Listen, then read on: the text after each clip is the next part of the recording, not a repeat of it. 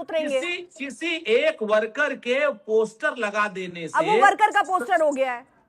किसका है पोस्टर? अरे समाजवादी कार्यालय के बाहर पोस्टर लगा हुआ है।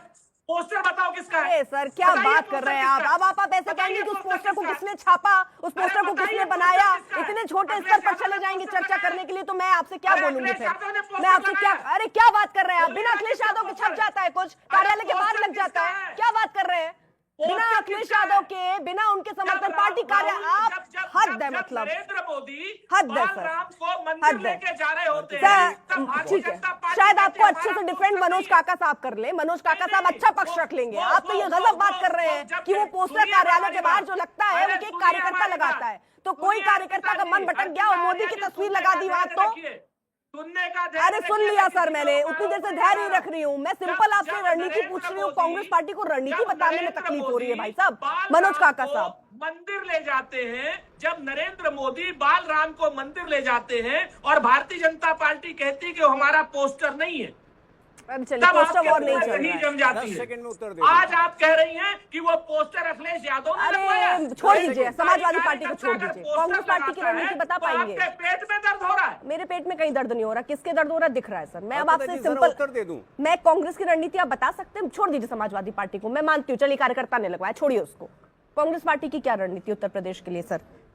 हम लोग गांव-गांव जा रहे हैं, पांव-पांव जा रहे हैं, नगर-नगर जा रहे हैं, डगर-डगर जा रहे हैं, अपना संगठन मजबूत कर रहे हैं। हाँ। हम लोग सीधे नीट के छात्रों की बात उठा रहे हैं। दलितों को जो पेशाब चटवाया जा रहा है उत्तर प्रदेश में, उसका हम लोग विरोध कर रहे हैं। एनसीआरबी के आंकड़ों में जो महिलाओं के प्रति अपराध में सर बहुत सारी, मतलब आप ये कह रहे हैं जनता के मुद्दे उठा रहे हैं, लेकिन वही जनता आपको साथ तो नहीं दे रही सर। 2012 में 28 सीटें आ जाती हैं, 2022 में सीटें घटकर 2 आ गई यूपी में, तो उसके बाद 2024 में 6 सांसद भी तो आते हैं ना अर्पिता जी। अच्छा, हम लोग 43 सांसद भी तो आते हैं। भारतीय जनता पार्टी जो कहती थी हम 78 सीटें जीतेंगे, हम लोग 43 सीट भी तो जीत के आते हैं ना 2024 में। मतलब ये संतुष्टि के लिए काफी है?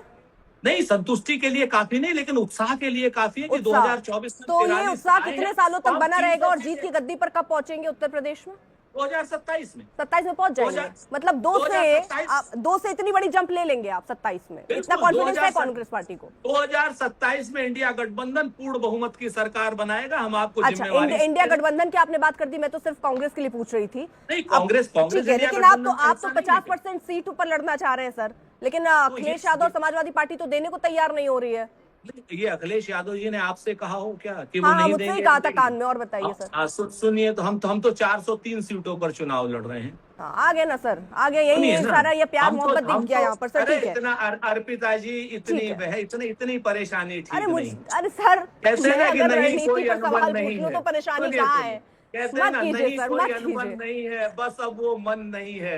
क्या चुनाव लड़ने का? सुलझा रहा हूँ, चुनाव लड़ने का, रणनीति बनाने का मन नहीं है? रणनीति हो सकता है सर, अभी आप कह रहे हैं उत्साह है, फिर आप कह रहे हैं अब मन नहीं है, समझ गई मैं सर। लोग मूल रूप से सुनना ही नहीं चाहते सर। मैं आपको ही सुन रही हूँ, मैं आपको ही सुन रही हूँ। ये जो आप लोग नैरेटिव बनाते हैं सर, ये भी बंद कर दीजिए सर, ये विक्टिम कार्ड बहुत हो गया है सर, ये विक्टिम कार्ड बहुत हो गया। चलिए मैं आगे बढ़ रही हूँ। तोहिन, एक छोटा सा रिएक्शन आपका। तोहिन, आप बार बार देखिए ये सवाल उठ रहा है, 27 में ये डैमेज कंट्रोल करने की कोशिश है जो बार बार योगी आदित्यनाथ कर रहे हैं, जिसमें वो बार बार हिंदुत्व का एजेंडा सामने रख रहे हैं, सनातन का मुद्दा सामने रख रहे हैं। अर्पिता जी, सबसे पहले तो आप इतना कठिन सवाल आज कांग्रेस से पूछ रही हैं, इनकी क्या रणनीति हो सकती है? अरे पिछले बार जो है 389 सीट, 403 में 389 सीट्स में इनकी डिपॉजिट जब्त हुई थी।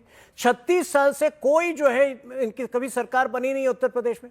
देखिए, जहां तक वर्तमान जो लेकिन वो लोकसभा की परफॉर्मेंस उत्साह में है और ये कह रहे हैं ये तो झांकी है। अभी वो झांकी उनकी तो हम 36 साल से देख रहे हैं ना। 36 साल से कोई नामो निशान नहीं है कांग्रेस पार्टी का, ना बिहार में ना उत्तर प्रदेश में। और इसीलिए जब आपने रणनीति के बारे में पूछा तो मुझे बुरा लगने लगा। ऐसे कठोर सवाल मत पूछा कीजिए। अब जो आपने कहा कि क्या क्षति पहुंची, क्या नुकसान हुआ है, देखिए निश्चित रूप से हम सब आहत हैं और स्थायी रूप से, अस्थायी रूप से मैं कह रहा हूं, टेम्पररी जो है नुकसान है। लेकिन साथ में आप ये भी देखिए, प्रभु की लीला देखिए कि जब सनातन जब समाजवादी पार्टी सामने आकर कहती है सनातन ही समाजवाद है, अभी आपने इनकी हरकतें गिनाई, मैं ये भी गिना रहा हूं कि 2012 के चुनाव में अपने घोषणा पत्र में इन्होंने शामिल किया था कि 18% रिजर्वेशन ये मुसलमानों को देंगे। तो ये तो इनका ट्रैक रिकॉर्ड है। इनकी हरकतों से ऐसा लगता था कि शरियावाद ही समाजवाद है, और आज इनको सामने आकर कहना पड़ रहा है कि सनातन ही समाजवाद है। तो आपको कहीं बीजेपी को इस बात का डर तो नहीं है, कहीं बीजेपी को इस बात का डर तो नहीं लग रहा है कि समाजवादी पार्टी को बैठे बैठाए इतना बड़ा मुद्दा दे दिया तो कहीं वो आपको नुकसान न दे जाए, और इसीलिए अब आप ज्यादा टफ हिंदुत्व एजेंडे पर खेल रहे हैं, सनातन पर खेल रहे हैं कि हाँ अब इतने बड़े मुद्दे करो जिसमें हम समाजवादी पार्टी को फंसा सकें? सीधा एजेंडा दिखता है आपका? देखिए, समाजवादी पार्टी ने अपना पूरा आचरण बदल लिया, तो हमें घबराने की जरूरत नहीं है। हाँ, हमें दुख है, जो हुआ है उससे हम व्यथित हैं, और ये हमारा दायित्व है कि इसका सुधार हम अगले 1-2 महीने में आपको दिखेगा। व्यवस्थागत, नीतिगत, प्रणालीगत सुधार पूरे प्रकरण में, जो मंदिर के चंदा का जो प्रोसेस है उसमें। तोहिन, यहाँ पर ये कह देना, आप देखिए ये भी बहुत हम लोग, मैंने जैसे राजपूत जी को कहा ना कि ये चर्चा हमने बहुत की है और उसमें कितनी खामियां रही उस पर भी हमने बहुत चर्चा की है। हमें कोई नुकसान नहीं। अगर आप सीधा अगर आप ये कह रहे हैं कि सब सुधर जाएगा 2 महीने में, तो पता नहीं, लेकिन सर ये जो पूरे, सुनिए, ये जो नियम है ना पूरे, सर ये बहुत पुराना, ये बहुत दिन से कमियां चल रही थी, लेकिन जो आप आंख बंद करके बैठे थे ना, क्या इसका नुकसान आप देखते हैं? आज आप कह रहे हैं कार्रवाई होगी, लेकिन अस्थायी रूप से लॉन्ग टर्म में केवल और केवल लाभ है, लेकिन हम इसको लाभ और हानि की दृष्टि से नहीं देख रहे हैं। लेकिन अगर आप सीधा सवाल पूछ रही हैं हानि क्या है कह रहे हैं, तो लाभ क्या? चंदा चोरी होगी, इसका लाभ मिलेगा आपको? समाजवादी चोरी जो होने है, का लाभ मिल जाएगा जो कहना पड़ रहा है सनातन ही समाजवाद है, उस पार्टी को जो आज तक जिनकी हरकतों से ये सिद्ध हो चुका है शरियावाद ही समाजवाद। ठीक है, तोहिन आप क्या कह रहे हैं कि ये चंदा चोरी का लाभ मिलेगा बीजेपी को? नहीं, आप जब सीधा सवाल पूछ रही है ना, यही तो आप सीधा नहीं, अभी आप मेरे शब्दों को मत तोड़िए। मैं पूछ रही हूँ, इसीलिए कंफर्म कर रही हूँ। आपने सीधा सवाल पूछा कि मौजूदा परिस्थिति में क्या हमें हानि होगी? कोई हानि नहीं होगी, अस्थाई हानि है, लेकिन हमारा दायित्व है इसको हम सुधारेंगे। लेकिन फिर भी आप अगर इसको हानि और लाभ से पूछ रहे हैं तो देखिए, लॉन्ग टर्म में अगर समाजवादी पार्टी आकर कह रही है कि सनातन ही समाजवाद है, तो ये तो पूरे हिंदू कम्युनिटी के लिए ये फायदे का सिचुएशन है। सुरेंद्र राजपूत जी, जल्दी से मनोज काका के पास भी जाना है, वो भी कुछ कहना चाह रहे हैं। हाँ, एक छोटा सा पिताजी, और मैं आपके बड़ी सरिया के भी बात कर रहे थे तोहिन भाई। एनसीपी इनकी सहयोगी पार्टी है, उसकी एक महिला सांसद, महिला विधायक है। सदन में उन्होंने, महाराष्ट्र की सदन में उन्होंने कहा कि हिंदुस्तान में सरिया लागू होना चाहिए। अभी कहा पिछली विधानसभा सत्र। तोहिन मुंबई से ही आते हैं और वो अभी भी इनकी पार्टी की सदस्य बनी, मतलब एनसीपी की सदस्य है, सरकार की सहयोगी है और सरकार का एक अंग है। दूसरे को तो बताते हैं 10 साल पहले इन्होंने ये बयान दिया था, अपना बता दें अभी तोहिन भाई कि भारतीय जनता पार्टी के विरोधी तो नहीं हो गए हैं। एनसीपी की महिला क्या नाम विधायिका ने अभी कहा कि साहब हिंदुस्तान में सरिया लागू होना चाहिए।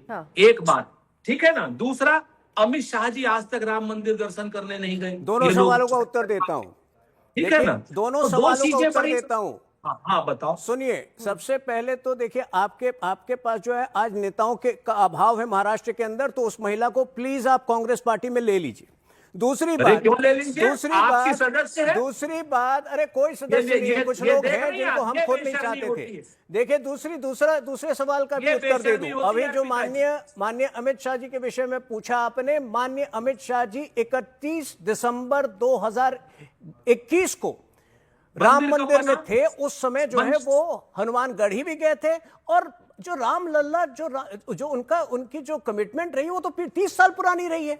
हो सकता है कई बार लोग मन्नत मांगते, हो सकता है पूरी तरह उन्होंने मांगा हो कि जब कांग्रेस मुक्त भारत बनेगी तो जाएंगे।